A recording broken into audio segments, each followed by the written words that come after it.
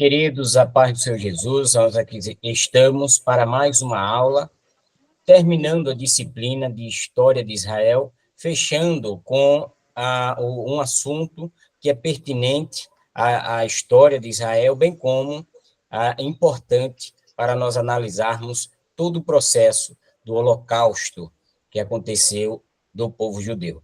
Mediante esse processo, nós estaremos gravando a nossa aula e deixando ela num drive para acesso dos nossos alunos, devido às políticas de privacidade do YouTube, certo? Então, passaria a palavra ao nosso pastor e doutor José Mário, o regente de nosso mestrado do Seminário Teológico Bíblicos. Mais uma vez, graça e paz a todos. Amém. Uma boa noite. E vamos estar nessa noite dando continuidade à nossa aula, nessa temática, que é uma temática que é histórica e é uma temática que não deve jamais ser esquecida por conta da sua importância histórica e bíblica também. Porque, como nós já vimos, toda a questão do Holocausto, ela tem seu cumprimento através das páginas das Sagradas Escrituras. Então, hoje a gente vai falar um pouquinho, não sei se vocês pesquisaram alguma coisa, alguma curiosidade, perguntas podem acenar alguma observação pertinente e a contribuir para a construção do conhecimento que nós estaremos desenvolvendo nessa noite. Bom, a nossa temática será o Holocausto. Essa questão do Holocausto, que está dentro da historicidade de Israel, ela não pode ser esquecida e também não pode ser negada. E a gente sabe que existe toda uma questão política, uma certa censura, a gente observa bem isso, por conta para que seja negada os fatos históricos. Mas a história está aí, para todo mundo ver. Nós vamos ver algumas imagens.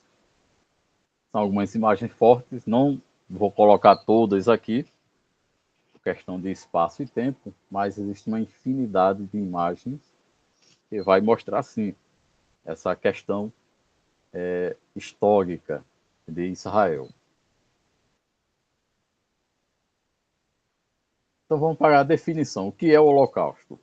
Biblicamente, a gente sabe que o Holocausto sempre tem a ver com aquela questão do sacrifício, da morte de um animal que seria queimado em um altar, em oferenda ou sacrifício para Deus. Isso dentro da liturgia judaica. Transliterando isso para essa questão da Segunda Guerra Mundial, que começou a ser chamado o Holocausto Judaico por conta justamente das atrocidades que uma ideologia, que um partido, que uma política, por conta de um preconceito, por conta de uma questão também racista, nós temos essa questão tão veemente dentro da história de Israel. Mas vamos lá para a definição de Holocausto que nós encontramos, que nos diz o seguinte: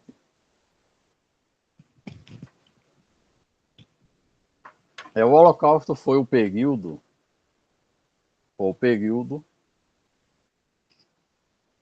da história da época da Segunda Guerra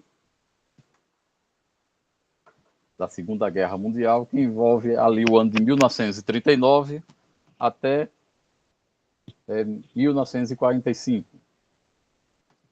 Até 1945. Quando milhões de judeus foram assassinados por serem judeus, ou pelo fato de quem eles eram. Os assassinatos foram organizados pelo Partido Nazista Alemão, liderado por Adolf Hitler, e os judeus foram o principal alvo dos nazistas. Mas vem aquela questão, quando foi que tudo isso começou? Onde é que a gente vê esse ódio antissemita sendo implantado dentro de uma nação de alto nível, porque nós estamos falando da Alemanha e estamos falando de um local que é da Europa, um país que era civilizado, muito educado, um país que era praticamente o berço, era o berço de grandes filósofos, das artes, da filosofia, da medicina, e, no entanto, nós vemos que foi também o berço da maior atrocidade que um pensamento humano pôde trazer para a humanidade. Algo nunca visto, que com certeza será incomparável. Mas essa questão do Holocausto, ela foi muito bem planejada, arquitetada, foi muito bem organizada, para que fosse executado de uma forma perfeita. O que é que nós vemos através da história? É que em 1919, Hitler ele entra no Partido Nacionalista Alemão, que é o Partido Nazista, e ali ele começa a fazer a sua escada para essa trilha macabra que ele vai se debruçar durante alguns anos na sua vida. Lembrando que antes disso, é claro, ele foi preso, passou uns 5 anos na prisão, e desses 5 anos ele desenvolve um livro chamado Mein Kampf, significa Minha Luta, e nesse livro ele relata, ele escreve, ele projeta, ele arquiteta, ele desenvolve todo um ódio racista, preconceituoso, muitas ideias, principalmente a ideia do pensamento ariano, essa ideia de ter uma raça superior e outra inferior, ele escreve nesse livro. E posteriormente esse livro vai ser a Bíblia, a regra que o nazismo vai usar para a execução da maldade que ele vai fazer. Então, ali em 1919, ele entra no Partido Nacionalista Alemão. Em 1933, ele sobe ao cargo de primeiro-ministro da Alemanha. E, é claro, ele vê ali uma grande oportunidade de executar todo o seu plano para exterminar os judeus. Foi uma ideia que surgiu, não foi de uma hora para outra. Ele já vinha calculando isso há alguns anos. Ele já vinha fomentando essa ideia de que a Alemanha ela tinha que ser pura e que o mundo ele deveria também ser limpo. Essa limpeza que Hitler ele sempre pregou, sempre preconizou em seus discursos, é que o mundo ele deveria ser livre dos judeus, dos ciganos, de pessoas com deficiências físicas e mentais. Naquela época, por exemplo, o Testemunho de Jeová foi muito perseguido, porque o Testemunho de Jeová não fazia juramento à bandeira e nem pegava em arma. Então, para Hitler, isso não serviria. Então, foram perseguidos e muitos foram mortos. Comunistas também foram perseguidos, e qualquer pessoa que pensasse diferente das ideias de Hitler. eram perseguidos, iam para campos de concentração e lá eram executados. Mas, em 1933, ele assume o poder. Ele assume o poder e, de 1933 até, vamos dizer, 1938, que é quando vai ter a Noite dos Cristais, seria o estopim e o início do Holocausto e de todo esse pensamento antissemita de uma forma mais ferrenha. Não é que antes não existisse, já existia, mas foi em 9 de novembro de 1938 e deu a perseguição oficial ao povo semita, aos judeus. Mas foi 5 anos, 5 anos, em que Hitler ele está ali projetando, é como se ele tivesse feito uma lavagem cerebral na mente das pessoas daquelas gerações de 1933 até 38, até chegar ao ponto das pessoas em si mesmo criarem um ódio contra os judeus. Lembrando que a Primeira Guerra Mundial, os alemães eles perderam a guerra. Isso trouxe um sentimento de inferioridade para a Alemanha, trouxe problemas sociais e problemas também na área militar e social e econômica. Fez com que os alemães eles começassem a olhar, querer um líder que ressuscitasse aquele fervor nacionalista, pregando um patriotismo superior. Hitler, ele encontra nisso a chance de conseguir elevar ao poder através de discursos nacionalistas e um certo fervor patriota. E isso fez com que, entre 1933 até 1938, um ódio fosse cultivado no meio da sociedade alemã. Ou seja, Hitler ele acaba plantando uma cultura de ódio, uma cultura racial, uma cultura antissemita. Tanto é que nesse período, em 1933 até 1938, porque em 39 começa a Segunda Guerra, mas durante esse período, como o Holocausto ainda não tinha começado, não se podia, vamos dizer assim, praticar certos extermínios em massa, mas Hitler já estava ali trabalhando em quê? Através da sua indústria de propaganda, através de seus homens preparados para divulgar o ódio antissemita. Durante esse período, os judeus na Alemanha, e observe que naquele período, devido à diáspora, os judeus já estavam na Alemanha há cerca de 400 anos. 400 anos os judeus estavam vivendo em paz, em plena harmonia com os alemães, tudo normal, tudo perfeito. Mas foi depois da Primeira Guerra Mundial, quando a Alemanha perde a guerra, que Hitler cria essa aversão. Lembrando também que Hitler nem um soldado ele era, ele entregava recados entre as trincheiras da Primeira Guerra Mundial.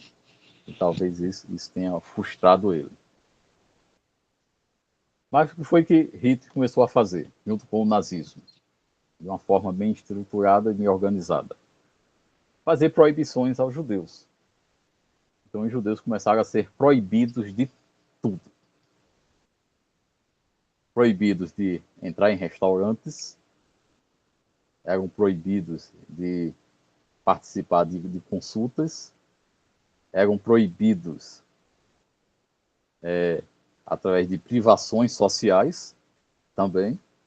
Dentro dessas privações sociais, eles não podiam ser internados em hospitais, não podiam ser consultados, começaram a ser passar o que a gente chama hoje de bullying nas escolas, começavam a perseguir os judeus, a discriminá-los, a fazer todo aquele movimento de segregação racial que antes não tinha.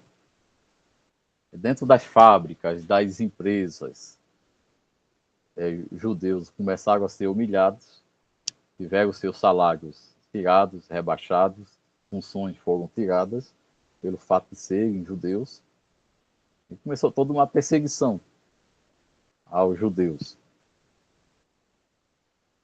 E dentro do comércio também começou a ter os chamados boicotes. As pessoas, os alemães, começaram a não comprar mais em lojas, em comércios judaicos, e também os judeus não podiam comprar nas lojas de empresários alemães. Toda uma privação, toda uma segregação naquele momento. Isso fez com que na sociedade alemã fossem colocado esse ódio. Sempre lembrando também que, além da propaganda da mídia, Hitler também, ele tinha, claro, a mídia na mão, ele fazia com que certos artistas fizessem filmes na época, desenhos animados, retratando os judeus como monstros, como pessoas ruins, como indigentes, como ratos que deveriam ser eliminados da face da terra.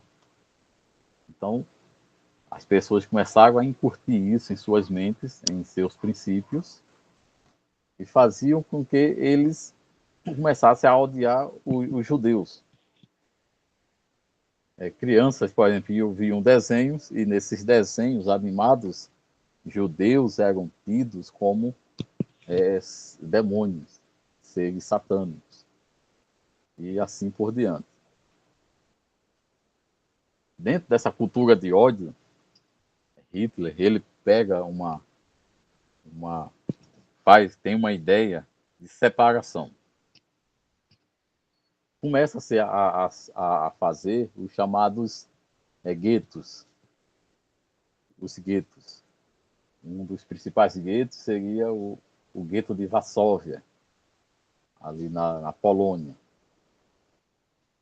Tinha outros guetos, mas Varsóvia foi um dos mais conhecidos. Houve até uma revolução. Tem até um filme, um seriado muito bom, que é o Levante do Gueto de Varsóvia. Quem achar no YouTube pode assistir, que vai valer a pena. Se fazia toda uma propaganda falsa. Se apresentava esses guetos, onde os judeus iam morar com suas famílias. Tudo uma farsa. E só para vocês terem uma ideia, imagina uma sala, uma casa que um local que só caberia 50 pessoas. E de repente, nesse local que só caberia 50 pessoas, entrava 300, 200 pessoas dentro de um local que eles iam morar.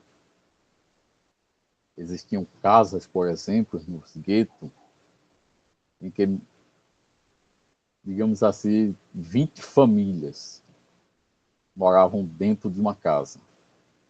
Imagine a privacidade que não tinha.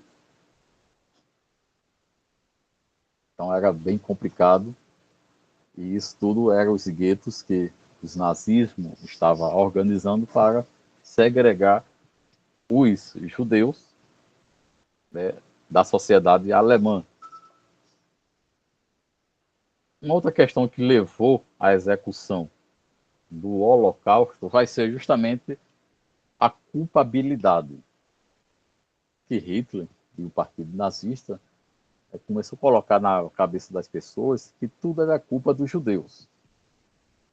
Aí começaram a culpar os judeus. Perderam a Segunda Guerra porque os judeus tinham espião, era uma conspiração, e os judeus começaram a botar informações para outras pessoas. Se tinha uma crise social, a culpa era dos judeus, a infração, culpa dos judeus. Então, os judeus começaram a receber culpa de tudo quanto é lado. A sociedade foi abraçando isso, até que eles acabaram pagando suas próprias vidas até chegar ao ponto do Holocausto. Em 1938, aí sim, começa o Holocausto.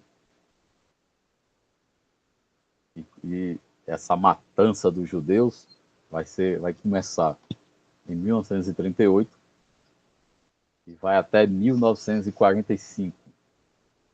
Então, de 38 até 45, foram 6 milhões de judeus mortos. 6 milhões. Hitler sabia que tinha muitos judeus na Europa. Tinha muitos judeus na Alemanha. Tinha muitos judeus também na Polônia, na Rússia, na Hungria. E eles começou a se preocupar de como ele ia matar,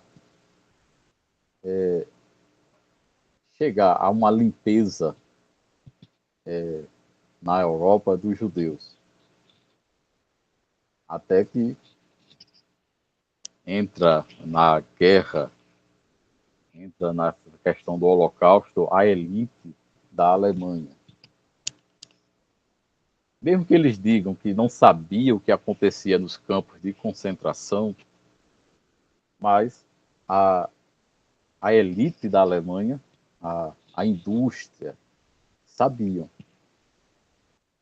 Porque eles forneciam todo o material logístico para as construções dos campos de concentração de Auschwitz, Berkau, Teblica, Sobibor e de tantos outros campos. Todos os campos eram cercados com arame farpado. Então, a indústria, ela produzia os arames farpados e levava para os nazistas. Então, tudo era a própria elite alemã, ela vai colaborar com essa matança. Até o pastor Davidson, ele citou algo bem interessante na aula passada, em que eles tiveram uma ideia de extermínio. E nessa ideia de extermínio foi justamente usar a fumaça do combustível, né? Pode pegar um caminhão, existe um vídeo, eu passei esse vídeo para vocês. Tentei baixar esse vídeo, mas o YouTube acabou me bloqueando no aplicativo que eu tenho. Eu queria mostrar para vocês, mas depois eu mostro o link. Então se colocava um caminhão baú, botava aí umas 50 pessoas dentro desse caminhão, lacrava esse caminhão e se pegava um cano, uma mangueira, para usar a fumaça do caminhão, do cano de escape, para dentro do baú. O caminhão ele era ligado, percorria alguns quilômetros, e as pessoas dentro daquele baú recebendo toda a fumaça do caminhão, através do cano de escape. Muitos caminhões até viraram, porque por causa da angústia, da agonia, da tentativa de sobreviver dentro do caminhão, que esse caminhão virava. Outros, quando o caminhão voltava para o centro de concentração, o campo, já estavam mortos. Mas isso custava dinheiro e era caro por conta de quê? Por conta do combustível. Ia gastar muito combustível. Ia ser muito corpo exposto no meio da rua. Então, houve toda uma logística para que isso fosse executado. Eu costumo dizer que na Segunda Guerra Mundial, os líderes, os ditadores, eles deixaram de ser humanos para se tornarem monstros. Não era só Hitler, ele tinha uma equipe de homens sangrentos, cruéis. Tinha um general que Hitler ele gostava muito, que Hitler chamava ele de Coração de Ferro. Ou um homem que nunca riu, nunca soltou uma risada. Vamos ter Eichmann, vamos ter Joseph Mengele, o Anjo da Morte, que acabou morrendo aqui no Brasil, afogado. Morou em Diadema, em São Paulo também. Morou em Santos também, em São Paulo, sempre se refugiando e acabou sendo afogado. Joseph Mengele, o Anjo da Morte. Então, não só Hitler tinha esse pensamento de ódio contra o ser humano, mas de outro lado nós vamos ter Stalin na União Soviética, nós vamos ter Benedetto Mussolini na Itália, e vamos ter uma participação também de Getúlio Vargas aqui no Brasil, na sua ditadura militar aqui no Brasil, quando ele procura judeus aqui no Brasil para mandar para a Alemanha. Entre esses judeus, vamos ter uma mulher chamada Olga, que foi caçada pelo regime Vargas, porque era uma judia, mas ela lutava pelos direitos nacionalistas, e ela foi perseguida, foi presa, grávida, e foi deportada para a Alemanha, e acabou sendo morta, executada nas câmaras de gás, como presente de Getúlio Vargas para seu amigo Hitler. Então nós temos toda essa questão do Holocausto, que assim, é uma página negra da humanidade. E mesmo sendo uma página negra, é uma página que não deve ser negada nem esquecida. Ela tem que ficar sendo lida constantemente para que as pessoas se lembrem como o ser humano ele é capaz de se tornar desumano ao ponto de exterminar uma etnia por não serem da supremacia ariana. Então, prosseguindo aqui, caso vocês queiram pontuar algum ponto, podem acenar, podem falar. No dia 27 de janeiro é comemorado o Dia Internacional de Memória às Vítimas do Holocausto. Nesse dia se comemora mundialmente o Dia das Vítimas, dos sobreviventes do Holocausto. 9 de novembro, a Noite dos Cristais. E no Brasil, esse ano, eu estava vendo o site, o presidente Lula acabou assinando uma lei. No dia 16 de abril vai se comemorar um ato de memorial às vítimas do Holocausto. Então tem mais uma data aqui no Brasil, nesse caso, em que vão se falar sobre o Holocausto. Isso para que as pessoas nunca se esqueçam de como o que uma ideia política e um preconceito ele pode fazer. exterminar aí 6 milhões de pessoas. Nessa foto, que é uma foto histórica, nós vemos pessoas, crianças, mulheres, médicos da Cruz Vermelha, presos já do campo de concentração. No campo de concentração Auschwitz, um dos principais campos. Existiam os campos de concentração, onde teriam trabalho forçados, e tinha os campos de extermínio, como Treblinka, e teria também ali os crematórios, era para exterminar, matar. Essa foi a chamada solução final. Quando a gente fala de solução final, a gente está falando de uma ideia que Hitler ele teve, que ele chamou de solução final. Eles tiveram até uma ideia de pegar todos os judeus e botar na ilha de Madagascar. Pegar tudo quanto é de judeu e jogar na ilha e deixar eles lá. Sobreviver como se fosse índio, né? Na caça, na pesca, se morrerem por lá. Mas geraria um grande custo. Até que um dos seus generais cria um método e ele vai chamar isso de solução final. E a solução final foi matar todos os judeus da Europa e da face da Terra. Aí a gente observa,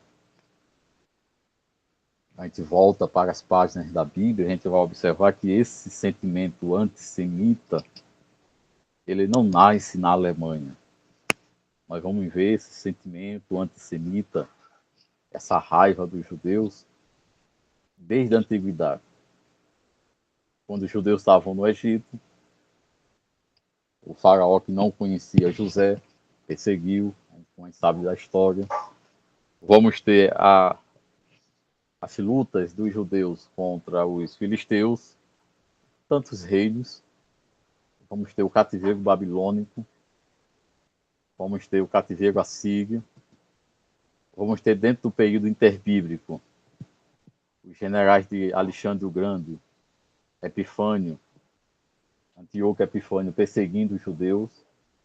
Vamos ter também, no ano 70, a destruição do templo e, é claro, uma diáspora e a perseguição do general Tito e de tantos outros imperadores, até o ponto de que uma certa vez Jesus disse que sereis odiados por todas as nações. Tanto em Deuteronômio como também em Levítico, nós vamos observar que ali existem profecias justamente disso, do Holocausto. É aí que as pessoas muitas vezes questionam o seguinte: aonde estava Deus no Holocausto? Essa é uma pergunta que muitos fazem. Um povo que é uma nação dele, povo escolhido, e passar pelo maior ato de desumanidade que uma ideia já pôde fazer. Só que muitos esquecem que tudo isso era um cumprimento das Escrituras. Já estava profetizado, já estava escrito, mas mesmo assim tinha que se cumprir para que houvesse uma restauração, e houve uma restauração em 48, quando é criado o Estado de Israel, cumprindo parte da profecia de Ezequiel no Vale dos Ossos Secos. A gente sabe que muitos ali acabam espiritualizando demais essa passagem, negando seu fato histórico e escatológico, quando na verdade está sendo apontado ali a restauração judaica do povo judeu ali em 1948.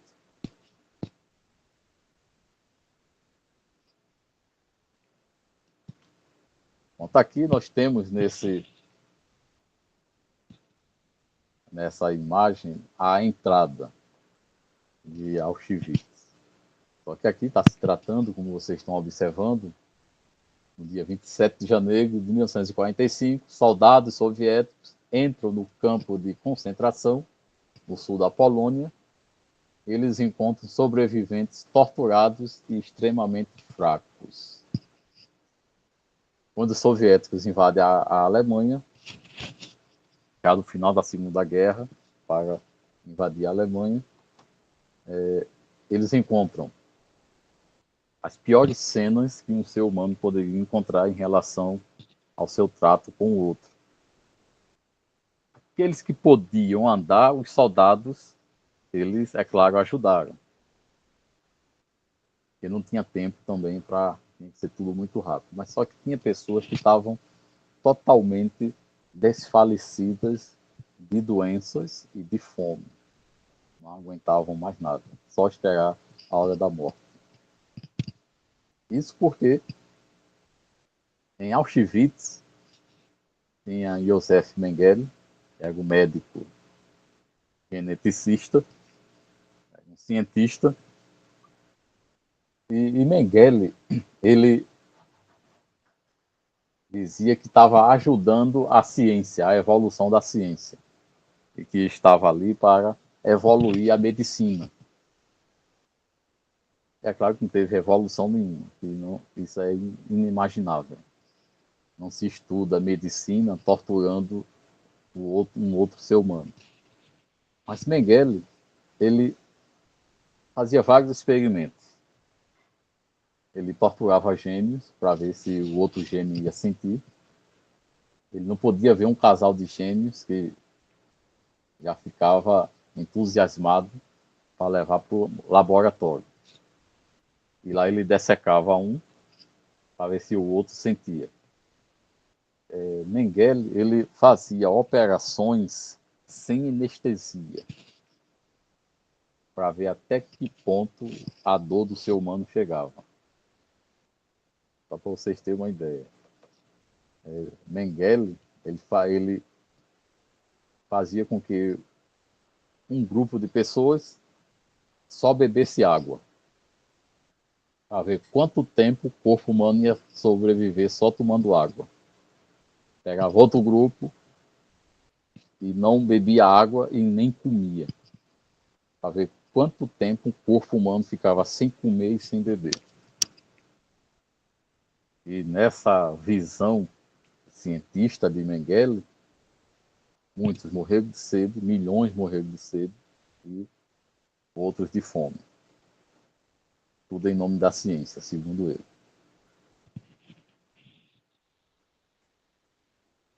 Infelizmente que Mengele ele não passou pelo tribunal, acabou fugindo, se refugiou-se na Argentina, depois vem para o Brasil, de uma maneira tão cruel. Observe só, ele matou milhões de pessoas na Segunda Guerra, aí vem para o Brasil com uma cara de anjo, um senhorzinho já de idade, bem educado, bem bondoso, falando, não era muito de falar com ninguém, ficava bem isolado, mas quando alguém via ele, não imaginava o monstro que ele era. Tanto é que o nome dele era o Anjo da Morte, na Segunda Guerra Mundial. Mas um dia ele foi tomar banho na praia e acabou morrendo afogado. Tentaram salvar ele, mas já foi tarde. Ele tinha também infartado na água. Foi enterrado. Aí lá por os anos de 1980, aí descobriram que ele tinha sido enterrado no Brasil, vieram para o Brasil, fizeram a exumação dos ossos e foi constatado sim que era Josef Mengele, o Anjo da Morte, que estava no Brasil, morando aqui no Brasil, como se nada tivesse acontecido, e o Brasil abriu as portas para esse monstro entrar. Aqui nós temos crianças, só para vocês observar as atrocidades que eles eram capazes de fazer nos campos de concentração, ali na Polônia, Auschwitz, que era o principal. Aqui nós temos a icônica entrada, se vocês observarem essas linhas de trem, os trens vinham de toda a Europa, os trens vinham abarrotados de pessoas, na verdade eram trens de carga. Então em um vagão eles botavam 200, era muita gente.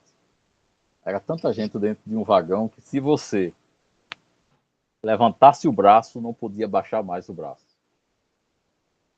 E se você tivesse com o braço abaixado, também não dava para levantar. Então muitos acabavam morrendo, sufocados, com fome, com sede, porque além da distância, para chegar em Auschwitz, eles não recebiam água nem comida. Muitas vezes o trem dava problema, então ficava dias na linha, esperando ajeitar toda a mecânica. E quando chegava no local do campo de concentração, muitos já estavam mortos há dias dentro do vagão de trem. E os que estavam vivos acabavam indo para os campos de concentração. Aqui é outra imagem icônica também de Auschwitz. Isso aqui tudo existe. É um museu do Holocausto. Se tornou um museu, é aberto ao público. Ali na Polônia. Porque muitos campos eles acabaram não sendo destruídos. Porque não deu tempo. Como esse aqui ele é de tijolo, Auschwitz era construção, não deu tempo os nazistas destruir para apagar os vestígios. Mas outros campos de concentração, que eram de madeira, eles acabaram desmontando tudo, tocando fogo e apagando todo o vestígio. Essa aqui é uma foto, ela está colorida porque ela foi reconstruída. Ela foi colorida artificialmente, né? Por inteligência artificial. Mas a foto original ela é preto e branco. Mas vocês observam a situação assim, dos homens que estavam ali nos campos de concentração.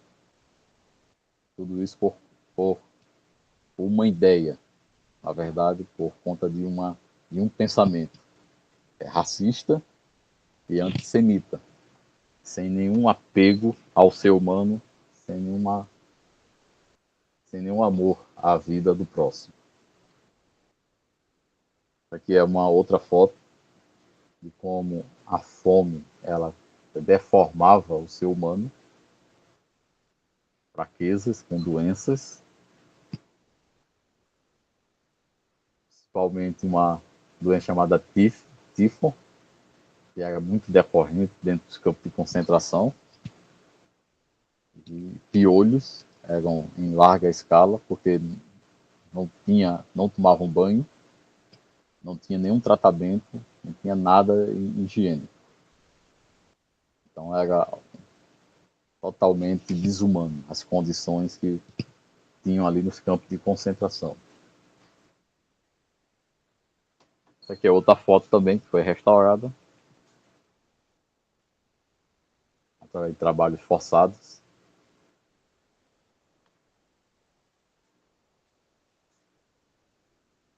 Aqui é outra passagem, a visão por dentro de Auschwitz e a situação das pessoas sendo analisada por médicos nazistas.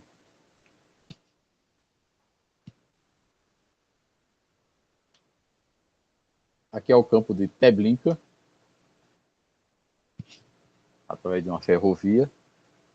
E essa aqui, a foto que vocês estão vendo, é justamente os vagões de trem que quando chegavam, e aqueles que estavam vivos, crianças, senhoras, mulheres, saíam daqui justamente para o extermínio. Porque Treblinka era um campo de extermínio.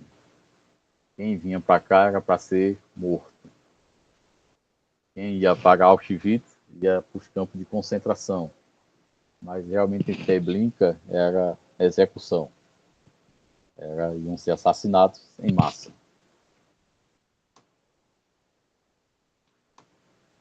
Aqui é outra foto. Pessoas saindo de dentro dos vagões dos trem. Observe que existem crianças de várias faixas etárias, crianças todo tamanho, bebês. E os alemães estavam nem aí, se eram crianças, se eram mulheres, se eram idosos, eles não tinham nenhum princípio de amor pela vida.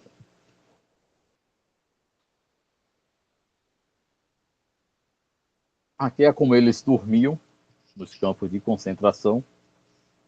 É uma imagem bem icônica essa, uma foto que é muito divulgada na internet.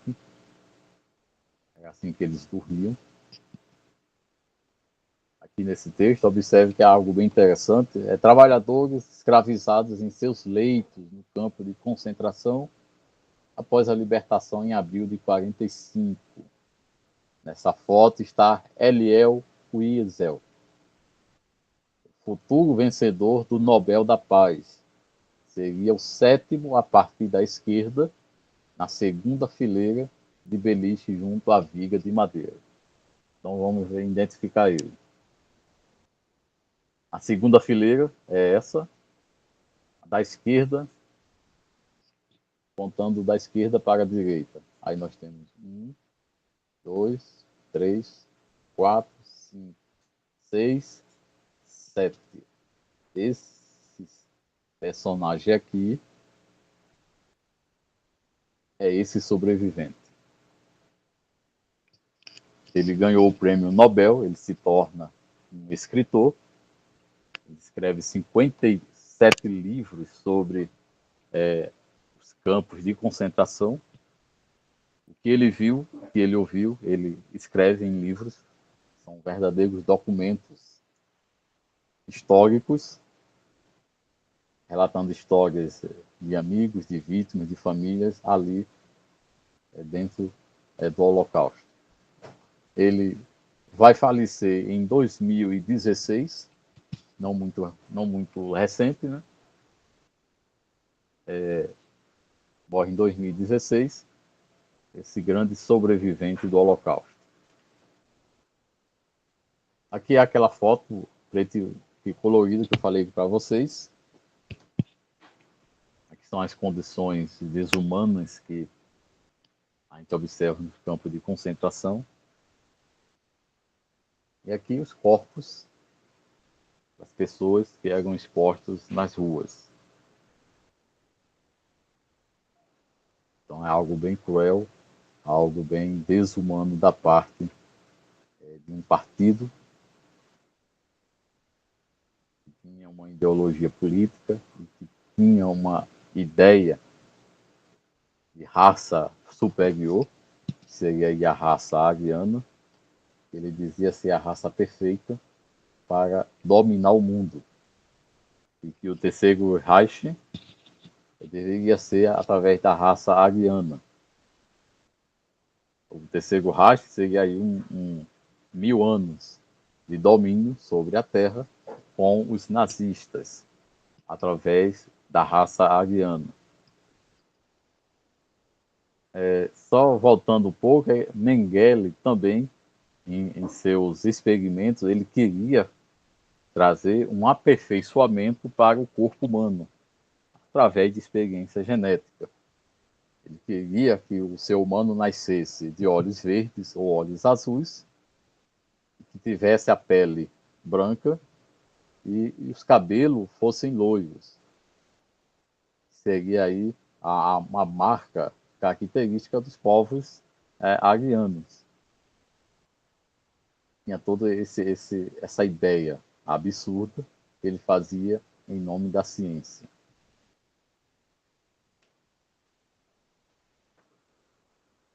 Então, aqui nós temos uma vala que era aberta, várias valas foram abertas. Isso trouxe um problema para os nazistas, por quê? Porque tinha que se cavar muito terreno em,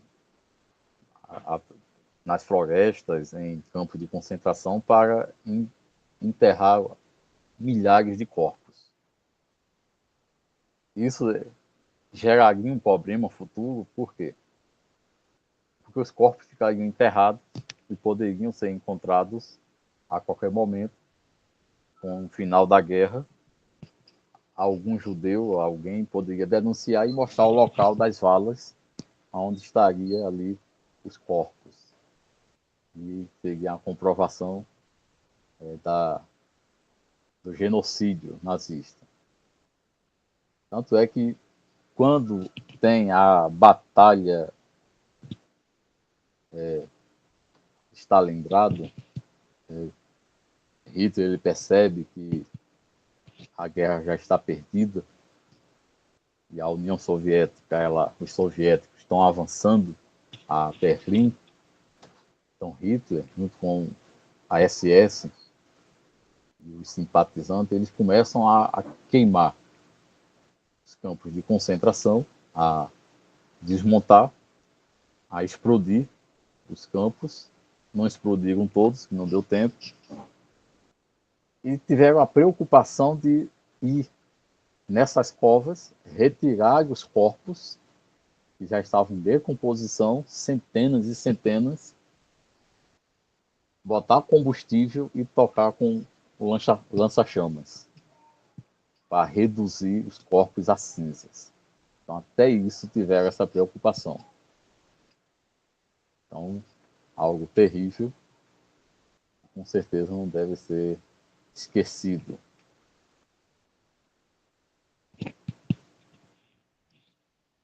Uma questão que os nazistas tiveram foi a seguinte: para não deixar tanta pista solta, com corpos amontoados em valas, então tiveram a ideia de fazer isso, chamados crematórios. Então foram construídos vários crematórios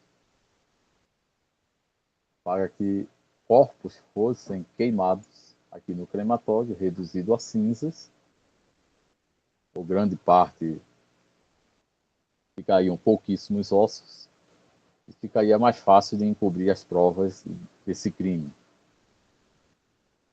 É aqui que entra a indústria que vai se unir com Hitler e vai dar a seguinte ideia: os grandes empresários alemães diz para Hitler e para todos os seus generais, diziam: a gente faz um forno, vamos adaptar um forno maior, porque aí você coloca 5 corpos, 10 corpos dentro do crematório e queima vários de uma só vez, ao invés de ser um por um. Se queimaria vários corpos.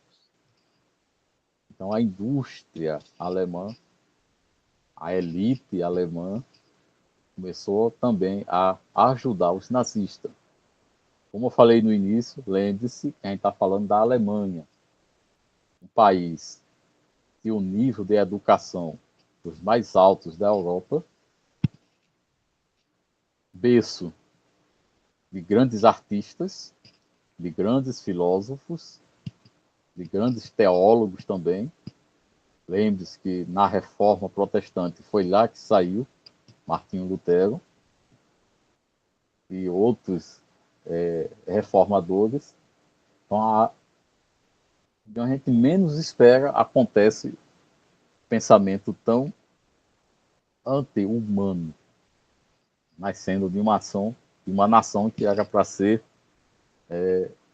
uma referência, se torna uma página tão negra na humanidade. Aqui nós temos os fornos de Hitler, os horrores de Auschwitz. Aqui eram cremados corpos que saíam das câmaras de gás e eram queimados aqui nessa nos crematórios. Então era uma execução em escala enorme. Toda uma logística era trabalhada para que esse mal fosse executado.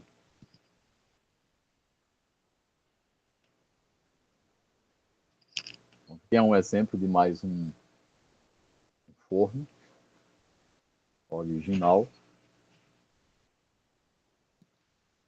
ali na Polônia. Muitos turistas vêm aqui para visitar e olhar. Aqui nós temos alguns corpos queimados, já carbonizados totalmente. Ao invés de ser pilhas de corpos, ficaria apenas pilhas de cinzas e ossos, para encobrir as atrocidades do governo alemão.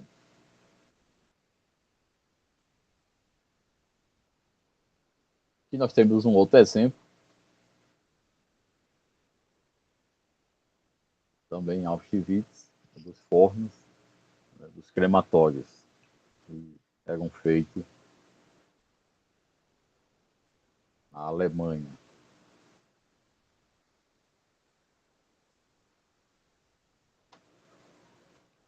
Aqui nós temos uma foto das câmaras de gás.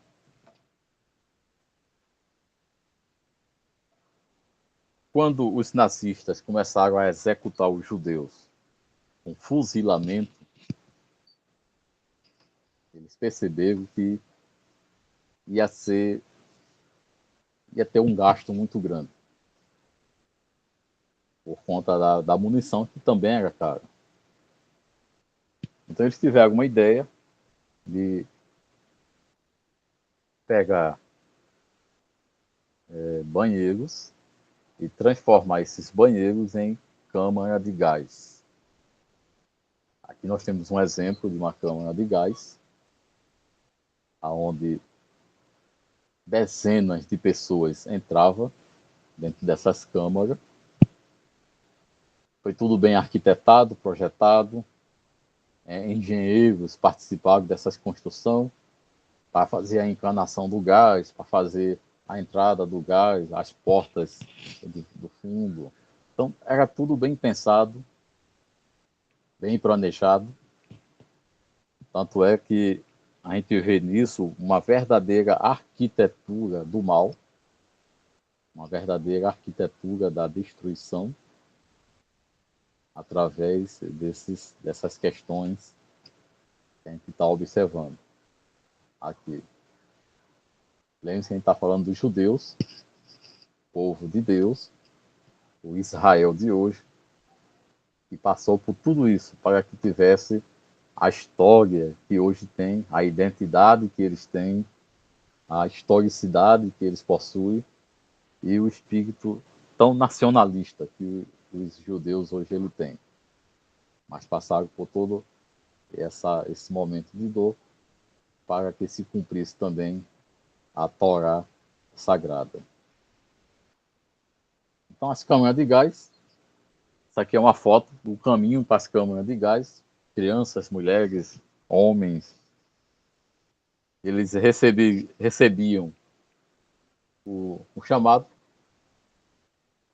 para a câmara de gás, só que eles não diziam que eram para a câmara de gás, eles sempre diziam que era para tomar um banho,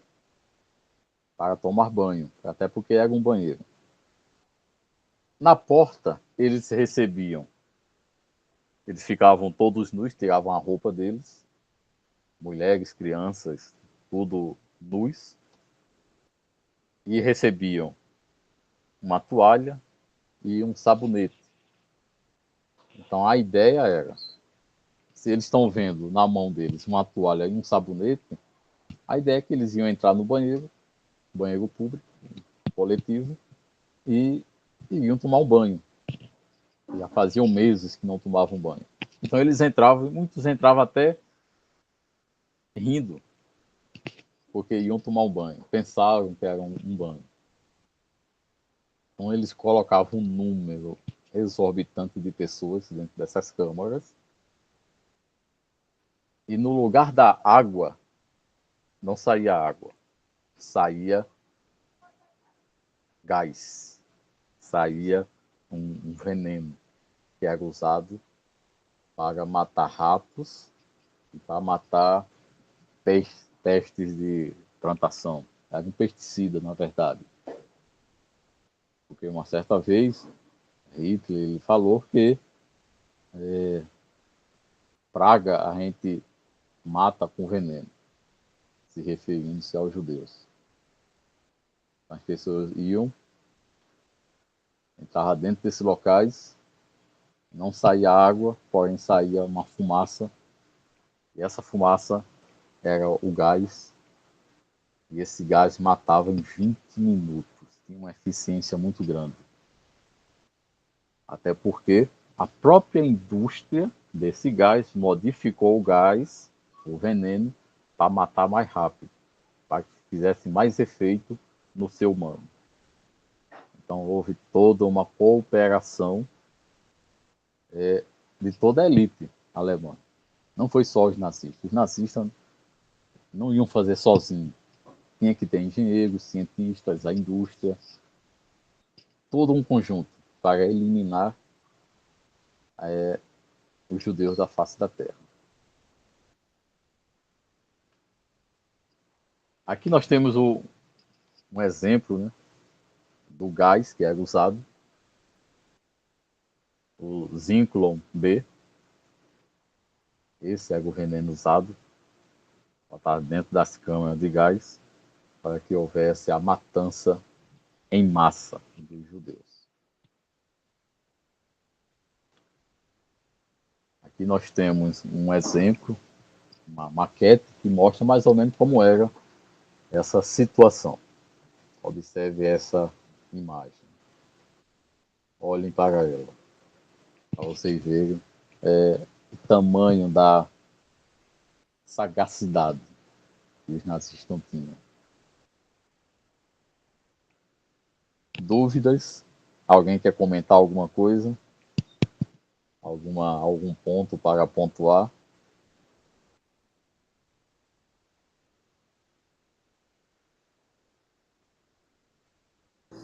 Não, mestre, não, pode continuar.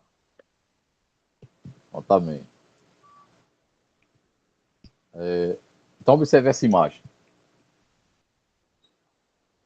A indústria da morte, como eu falei para vocês. Não foi só os nazistas.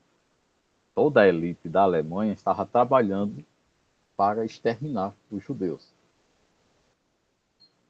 A indústria química, a indústria petrolífica, a indústria de imóveis, do que você imaginar, estava trabalhando para exterminar os judeus. O extermínio nas câmaras de gás era rápido, eficiente e não deixava vestígios. O último banho era o pensamento daqueles que entravam na câmara de gás.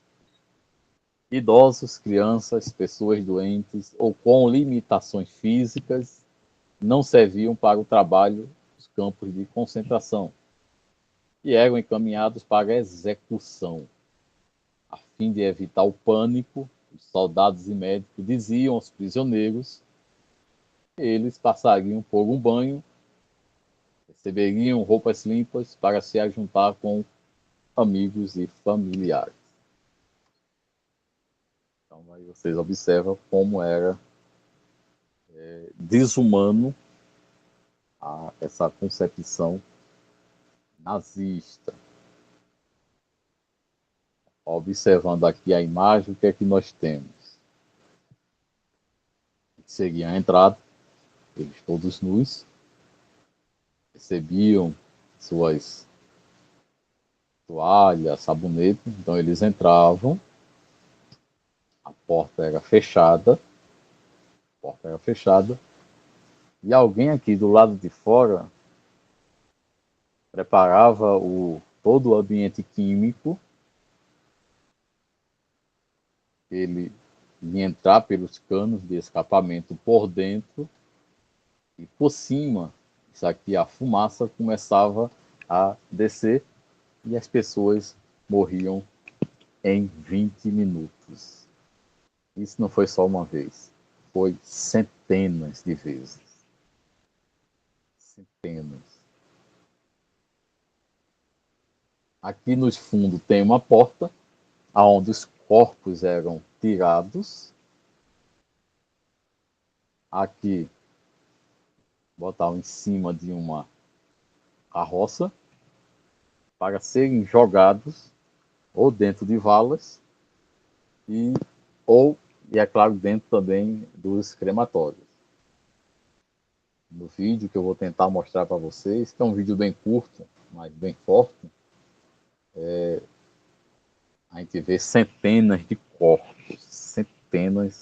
corpos sendo jogados dentro de valas coletivas e um trator, uma máquina, tipo um trator, aquele que empurra a terra, só que não estava empurrando a terra, estava empurrando corpos amontoados e jogando dentro das valas.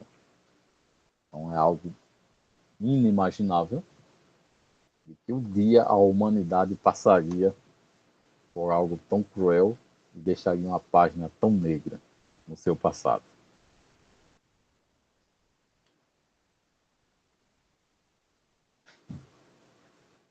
E aqui, por último, a nós já partirmos para a nossa conclusão, temos algumas imagens, corpos. Temos aqui um ditador, crianças em estado de fome, de doenças, maltratadas, em campos de concentração, homens e mulheres sendo humilhados dessa forma. Isso aqui é uma vala com centenas de corpos dentro, aonde os corpos eram jogados. E daí a gente observa como foi tão cruel o que os nazistas eles fazem com os judeus ali na Segunda Guerra Mundial.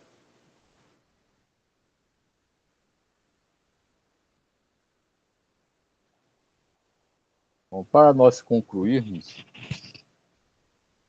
quando a Segunda Guerra ela chega ao seu fim,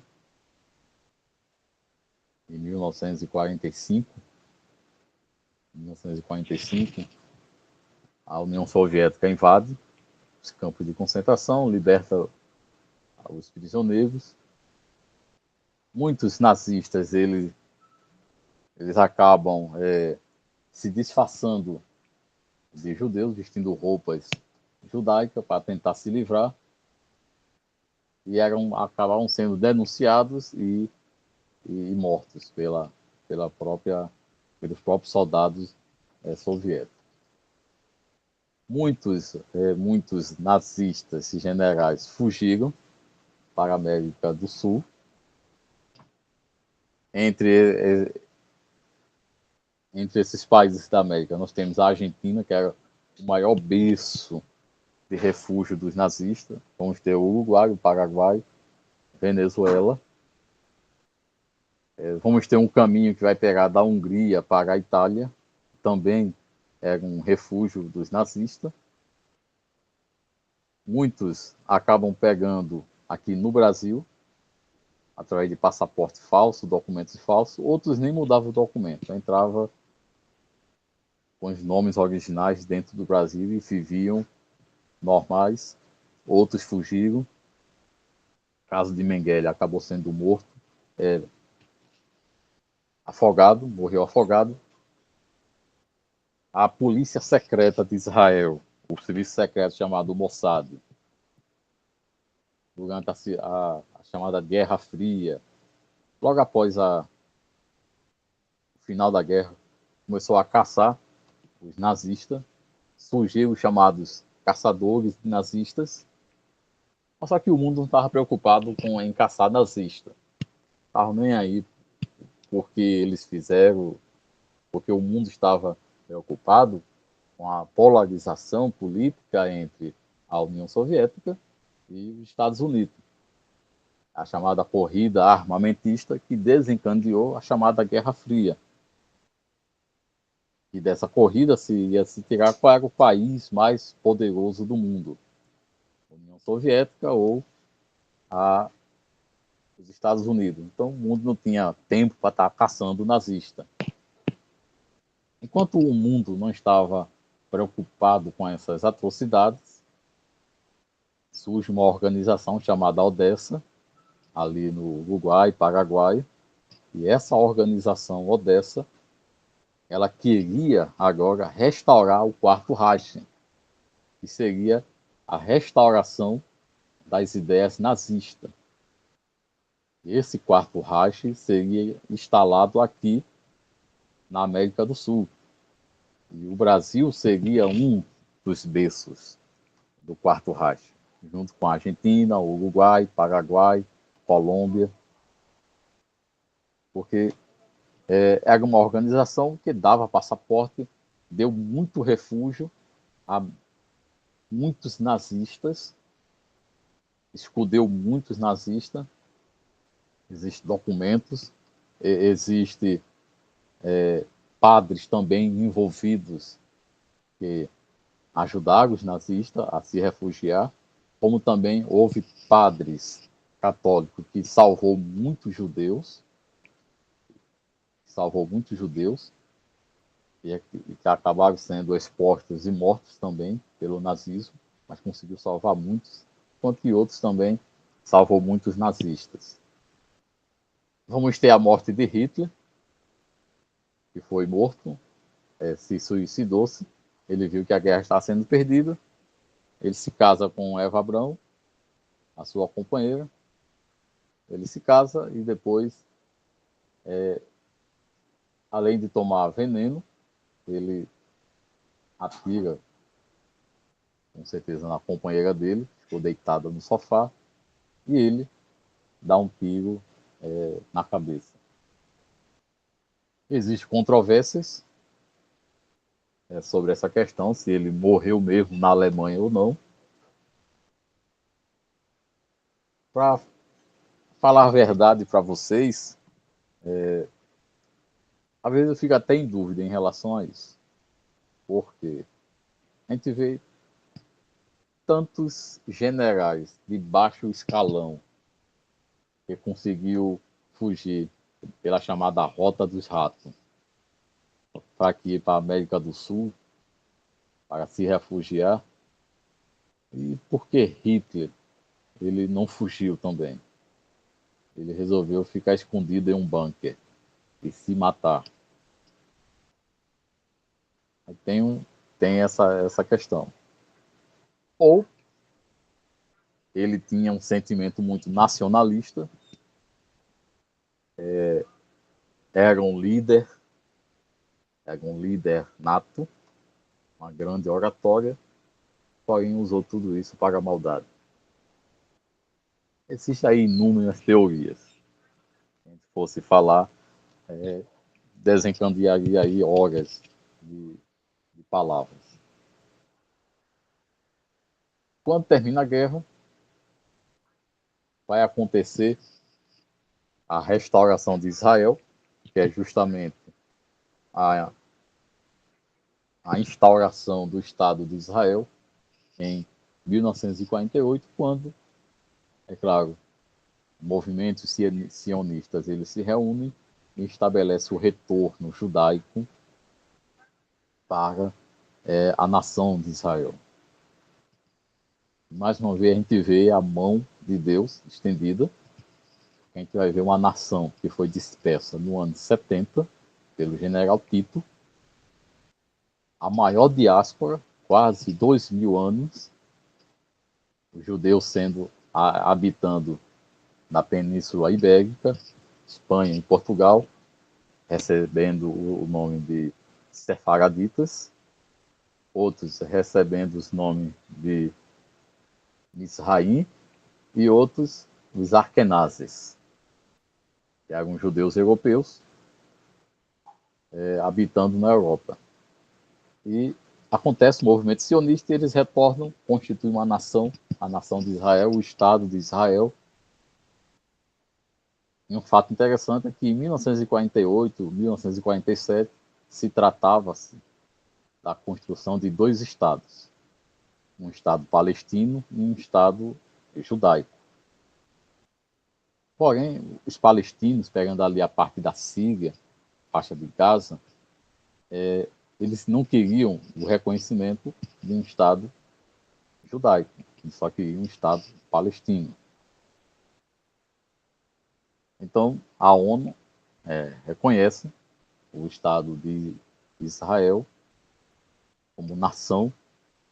Em 1948, nasce uma nação que estava dispersa, estava morta, entre aspas, e ressurge do nada, das cinzas do Holocausto. Então, nós vemos o cumprimento de dois fatos bíblicos.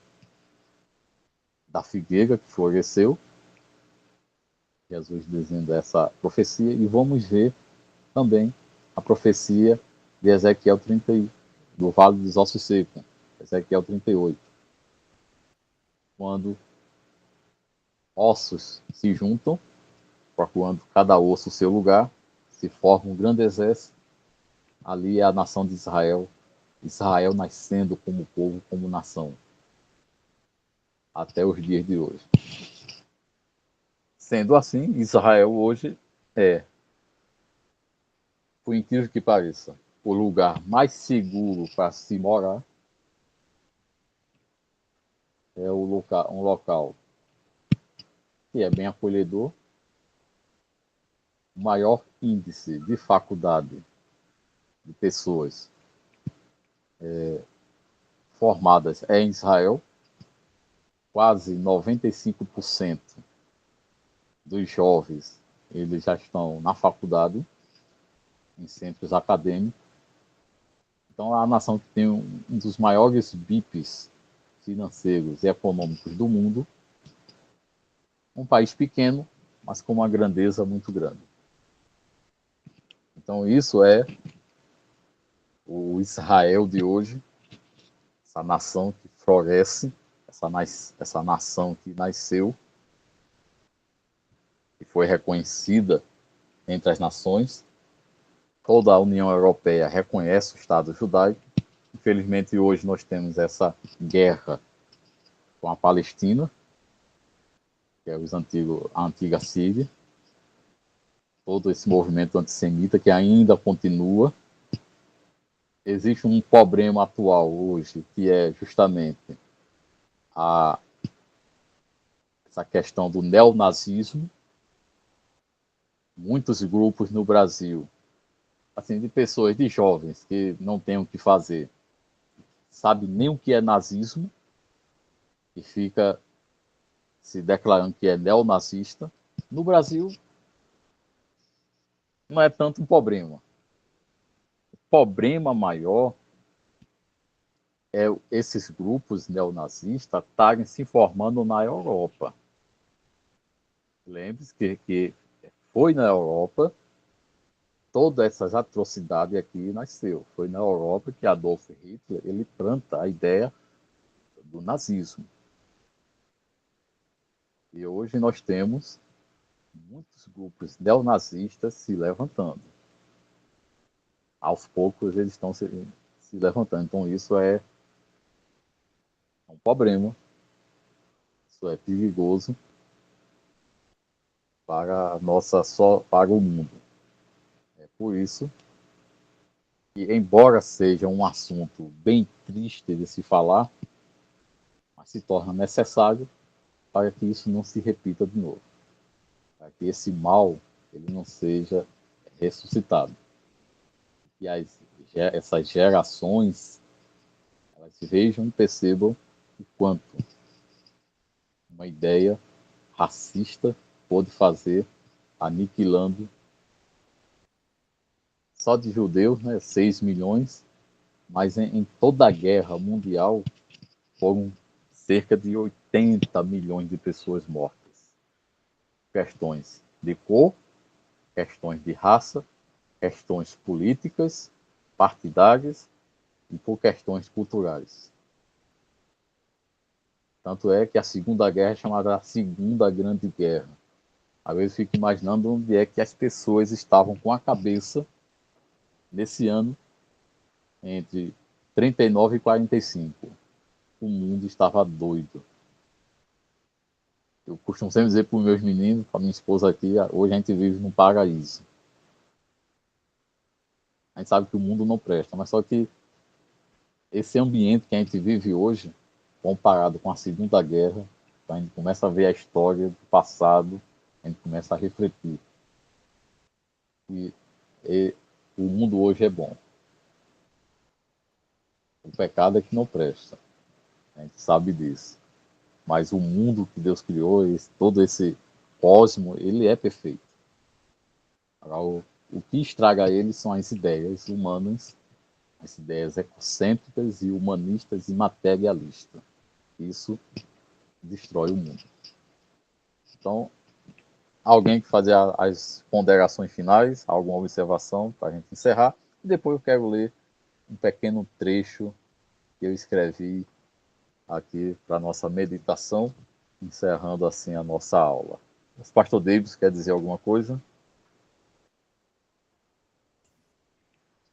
É importante, nobres seminaristas, estarmos imergindo nesse assunto, mesmo sendo muito delicado, e um assunto que, querendo ou não, ele se torna omisso em algumas plataformas.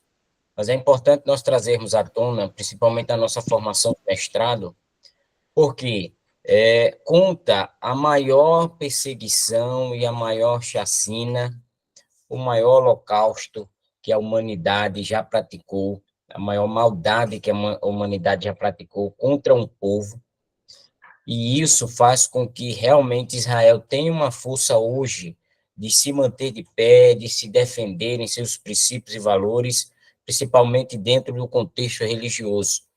Mas isso não exime a Alemanha da sua culpa, nem tão pouco aqueles que participaram. É trágico saber que no nosso país tivemos apoiadores deste movimento, a comparar o próprio Getúlio Vargas, presidente Getúlio Vargas, que deportou para a Alemanha uma jornalista que estava aqui, exilada, Olga Benário, e fez parte deste processo, apoiou, certo? Foi conivente com esse holocausto. Mas é importante o fato de nós emergirmos dentro desse conhecimento, eu volto a falar mesmo que delicado, mas necessário para a nossa formação e principalmente para a formação de Israel como um Estado. E hoje, Israel tem sua posição como Estado, tem suas leis, tem seus princípios que não podem ser violados, certo? E nós estamos, querendo ou não, entendendo que existe uma perseguição ainda, o antissemitismo ainda impera, e nós precisamos sempre estar emergindo dentro desses temas, trazendo à tona a todos aqueles ao qual a gente tem acesso enquanto educadores, os nossos liderados, para que eles entendam que este povo é um povo forte, é um povo abençoado, que foi perseguido desde o início de sua criação como um povo, de sua eleição por Deus como um povo, como uma nação eleita. Então, apenas agradecer a nossa instituição por estar tratando com cuidado os assuntos pertinentes à nossa formação enquanto seminaristas, enquanto mestres, dentro desse combo de ensino e aprendizagem que é promovido pela nossa instituição. Então, que Deus abençoe essa instituição, aos nossos professores, ao nosso mestre, que tem nos enriquecido com todo esse conhecimento.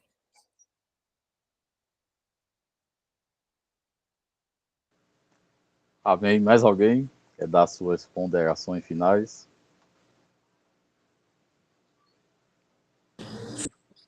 Graça e paz, meus queridos. Também quero agradecer a Deus por toda essa informação que é de muita valia para o nosso conhecimento, porque a gente vê uma omissão na história cotidiana desses fatos e trazendo como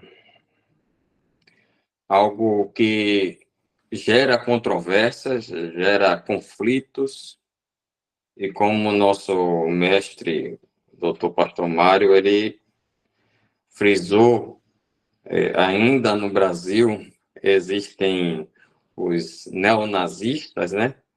A gente vê ali pela parte do Rio Grande do Sul e tal, os skinheads também, que também trazem tatuagens nazistas, trazem toda essa segregação com negros, com indígenas, com pessoas com alguma deficiência, com homossexuais, e a gente vê da importância de adquirir esse conhecimento. Nós como líderes e professores e tutores de igrejas, de um rebanho, né, a gente precisa ter todo esse conhecimento para trazer de uma forma mais clara, porque como o mestre falou aí, mestre Mário falou, hoje a gente vive no paraíso, né? Hoje a gente tem a liberdade de cultuar, tem a liberdade de proclamar o nome de Jesus, mas não esquecendo do povo que Deus escolheu, né? O povo que Deus escolheu, a nação santa. Então, o povo que adquire as promessas de Deus através de Abraão, né? Que sempre fala na Bíblia. E eu agradeço a Deus pela oportunidade desse aprendizagem, né? A gente vê se a gente fizesse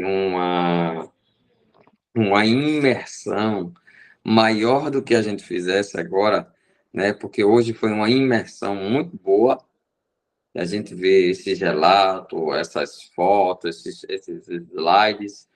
A gente poderia ir mais fundo e eu estava só acompanhando aqui, né? Toda a parte ali de Mengele, toda a parte ali dos arianos, né? De toda essa parte das câmaras de gás, dos crematórios.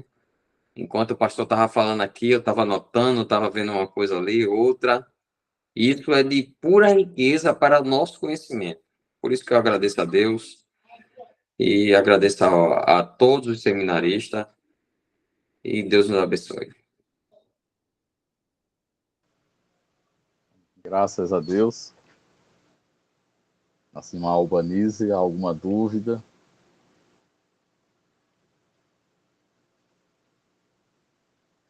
Nosso irmão Andrei também, está tudo certo? Paz do Senhor, pastor Mário e aos Amém. irmãos presentes. Eu estava aqui, estava acompanhando, mas minha consideração é que foi um conteúdo enriquecedor, né? Apesar de ser... É um tema que eu não tenho muita afinidade, né? Por ser de uma característica bem triste, né? E eu fico imaginando a possibilidade disso reacontecer, ou vir a acontecer de novo em um momento futuro. A minha preocupação é sempre essa. Quando eu assisto, né, Marcela assiste muito sobre essa temática e eu não costumo acompanhar, mas o pastor trouxe de uma maneira mais leve, né, de um conteúdo mais centrado no propósito do seminário, e eu só tenho a agradecer mesmo, foi bastante proveitoso, né? E só agradeço a Deus, né? E orar para que a gente tenha, né, essa consciência de que está sempre orando, né, sempre intercedendo, para que a mente das pessoas não sejam contaminadas com pensamentos que levem a esses acontecimentos, né? novas perseguições, ideologias políticas ou questões racistas que nos separem enquanto seres humanos. E é isso. Eu agradeço em nome de Jesus.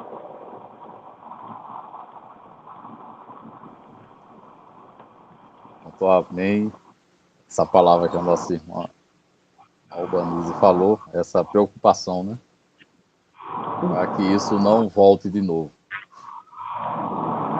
Por isso que nós temos que relembrar, fazer com que as futuras gerações elas não entrem por esse caminho. Fazer com que as futuras gerações saibam que existe essa página negra na história. Só duas coisas para pontuar, para a gente encerrar. Eu já ia esquecendo que o Mossad, a polícia, o serviço de inteligência de Israel, depois pós-guerra, eles caçaram os nazistas. Só que eles pegavam esses nazistas e levavam para o tribunal de Israel. Eles não executavam os nazistas, que seria aí um ato de vingança, mesmo com toda a dor que eles causaram. Mas levavam eles presos para Israel, tinha um tribunal que ia julgar eles pelos crimes de guerra e pelos crimes contra a humanidade, e eram enforcados de forma pública, depois de confissões, tudo gravado, tudo filmado. Não vou mostrar isso aqui, porque o YouTube vai derrubar, porque não é permitido. Mas muitos nazistas eles foram, sim, enforcados, pagaram os seus crimes. Outros não.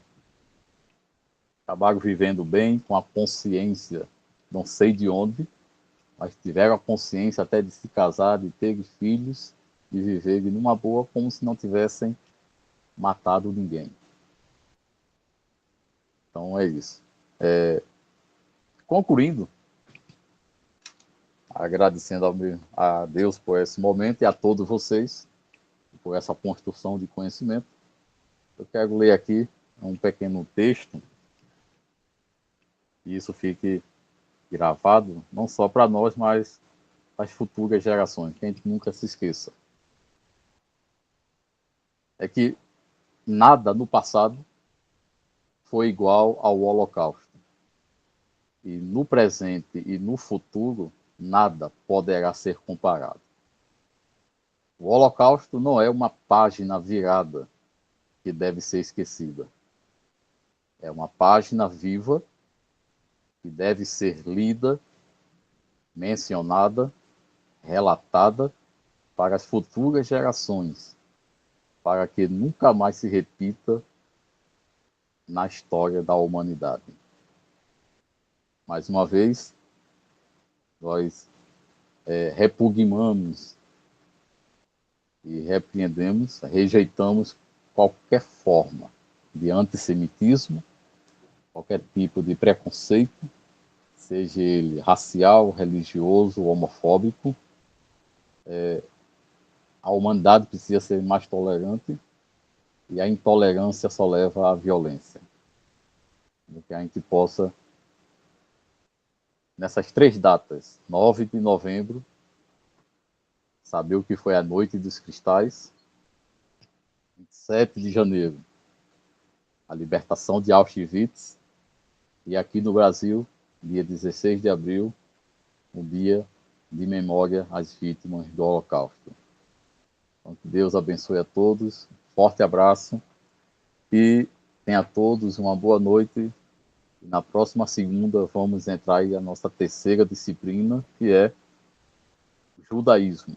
Vamos entender o que é o judaísmo, os tipos de judaísmo, e conhecer um pouco do pensamento judaico.